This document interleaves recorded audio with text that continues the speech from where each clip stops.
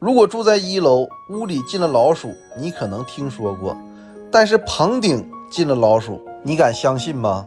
住在1楼的一位大姐联系到咱们，说她最近发现卫生间的棚顶就有异响，特别是到了夜深人静的时候，屋里特别的安静，听得就特别清楚。刚开始还以为是楼上家的问题，结果大姐仔细一听，觉得不对劲儿有点像老鼠在棚顶的声音，而且有的时候细听还能听见它在嗑东西。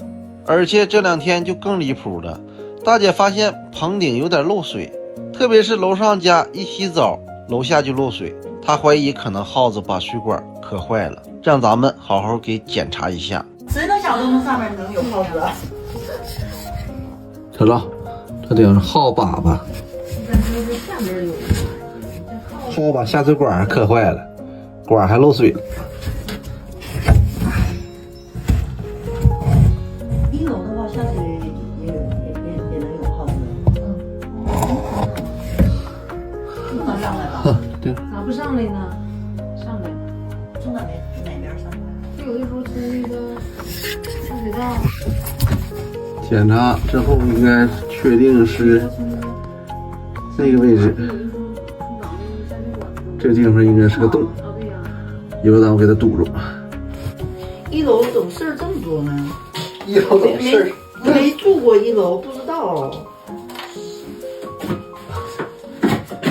这回知道1楼事儿多了。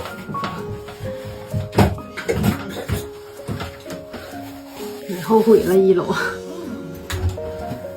拆棚之后检查发现呢，下水管确实让耗子给磕坏了，而且棚顶让耗子给霍霍的一片狼藉。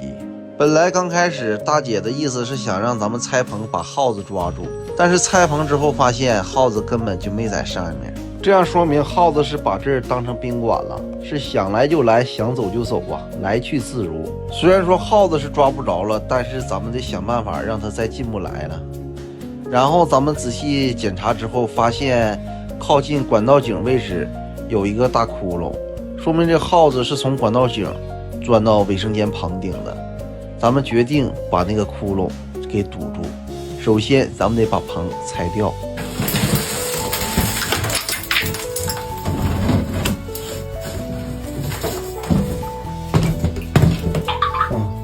这耗子跟这木头磕稀碎儿。咱们拆棚的时候，大姐还跟咱们说一定要快点拆，拆完快点把那个耗子洞堵上。大姐其实是担心怕棚拆完之后耗子正好赶上这个时候进来，没有棚挡着直接就进屋了。这耗子就从这大窟窿进来的，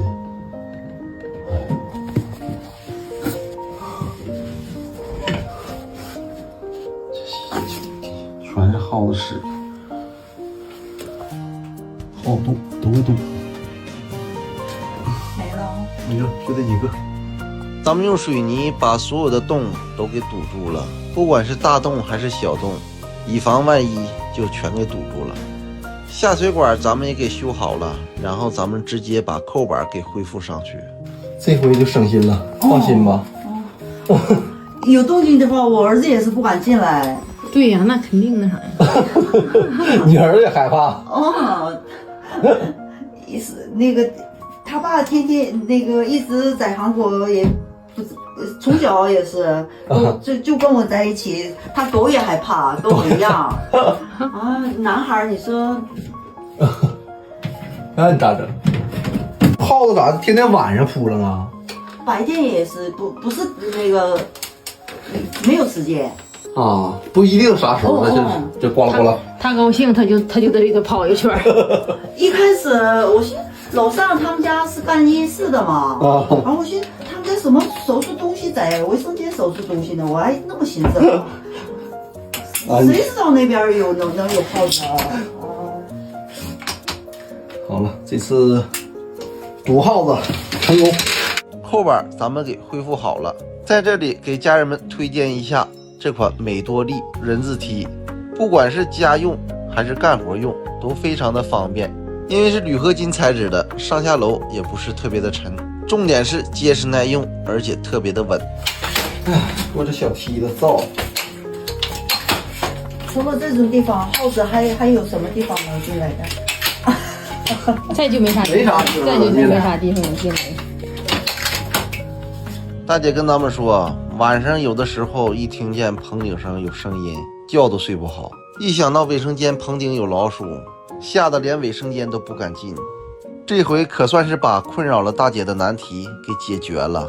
有喜欢咱们视频的家人们，别忘了红心关注给一下，并转发给你身边有需要的朋友，避免发生此类情况造成不必要的损失。